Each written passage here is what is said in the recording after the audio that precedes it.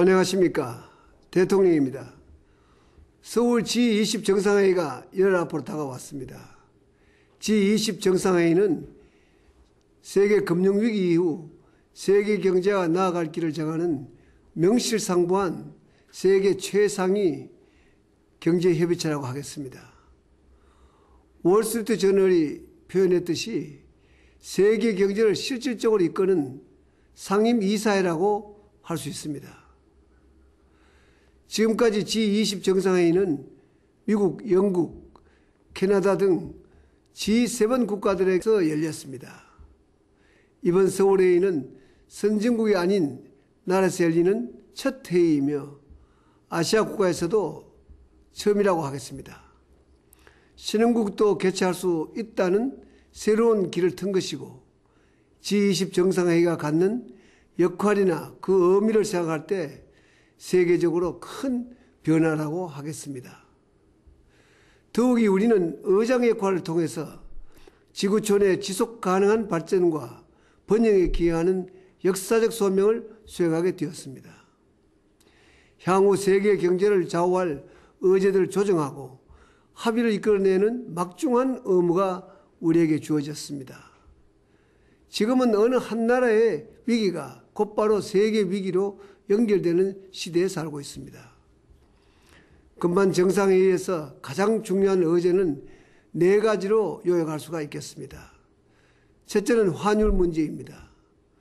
지난달 경주에서 열린 재무장관 중앙은행 총재회의에서 서울 정상회의 성공을 향한 청신호가 켜져서 정말 기쁘게 생각하고 있습니다. 세계 모든 나라가 부정적으로 생각했던 환율 문제는 시장 결정에 따르는 환율 제도에 합의를 봤습니다. 주요국들의 이해가 첨예한 문제이니만큼 합의가 어려울 것으로 예상되었지만 회복기를 맞은 세계 경제가 보다 균형되고 지속적인 성장을 하기 위해서는 국제 공조가 중요하다는 인식이 그 결실을 가져왔다고 하겠습니다. 두 번째 어제는 경제 위기에 보다 효과적으로 대비하는 글로벌 금융 안전망을 만드는 것입니다. 우리는 1998년 외환위기 때 2만여 개의 기업이 부도가 나고 100여만 명의 실업자가 생기는 아픔을 겪었습니다. 우리는 그 경험을 통해 귀중한 교훈을 얻었습니다. 위기를 사전에 막을 수 있도록 세계가 협력하여 튼튼한 글로벌 금융 안전망을 만들어야 한다는 것입니다. 세 번째 의제는 IMF 같은 국제금융기구를 개혁해야 한다는 것입니다. 그동안 IMF는 선진국 중심으로 운영되었습니다. 그러나 이제는 대한민국, 중국, 인도, 브라질 등 신흥국의 위상이 높아졌기 때문에 각 나라의 실력과 규모에 맞게 발언권이 주어져야 합니다. 각국의 이해관계가 걸려 있어서 갈등이 커질 수 있는 문제였지만은 우리의 적극적인 설득과 중재 노력으로 경주 재무장관 회의에서 마침내 합의에 도달했습니다. 글로벌 금융 안전망 구축이나 국제금융기구 개혁은 정말 뜻깊은 일입니다. 98년 외환위기 때 우리는 IMF의 금융 지원에 의존할 수밖에 없었지만 너무나 무리한 조건을 강요받았습니다. 네 번째는 개발 의제로 개도국이 빈곤에서 벗어날 수 있도록 성장을 돕자는 것입니다. 우리의 개발 경험에 비추어 지금까지 원조 중심으로 지원하던 것을 성장 기반을 다지는 방향으로 바꾸자고 제안했습니다. 다시 말씀을 드리면 물고기를 주는 게 아니라 물고기를 잡을 수 있도록 국제사회가 함께 도와주자는 것입니다. 이를 통해 보다 공정한 세계 경제 질서, 공정한 지구촌을 만들어 나갈 수가 있을 것입니다. 또한 개도국 경제는 매우 역동적이기 때문에 이들 나라의 성장은 세계 경제 성장에도 크게 기여할 것입니다.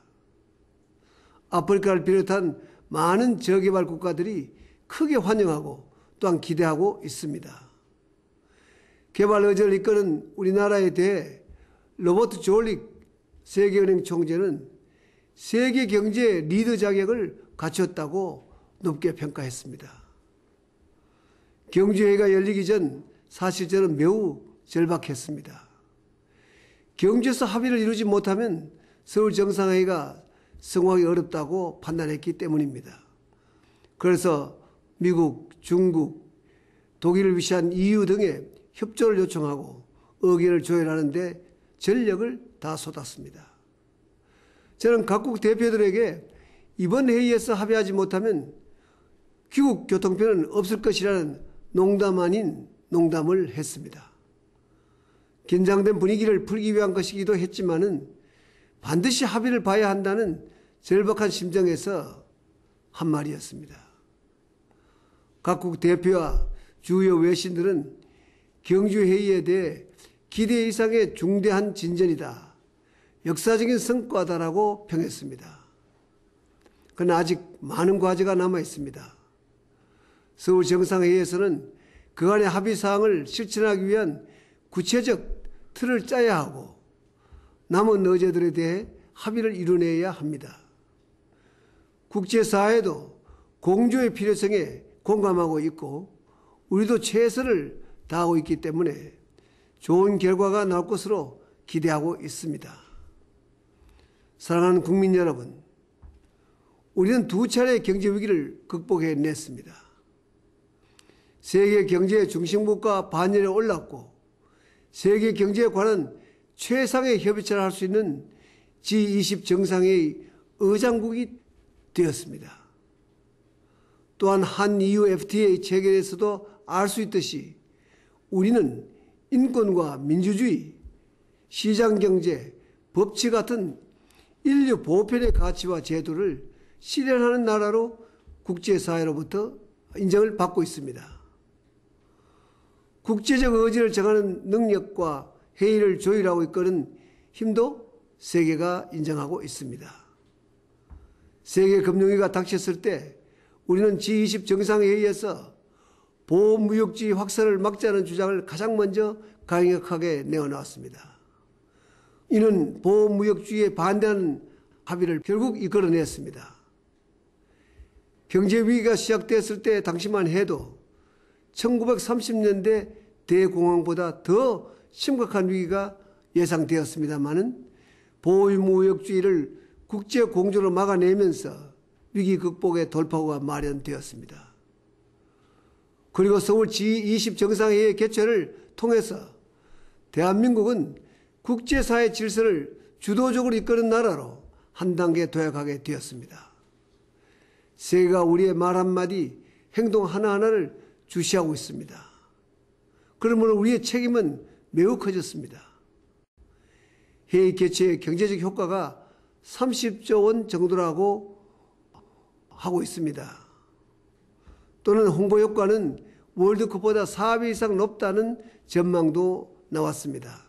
그러나 수치로 환산되는 이익보다도 훨씬 더 중요한 것은 국민적 긍지와 국가적 자부심이라고 생각합니다.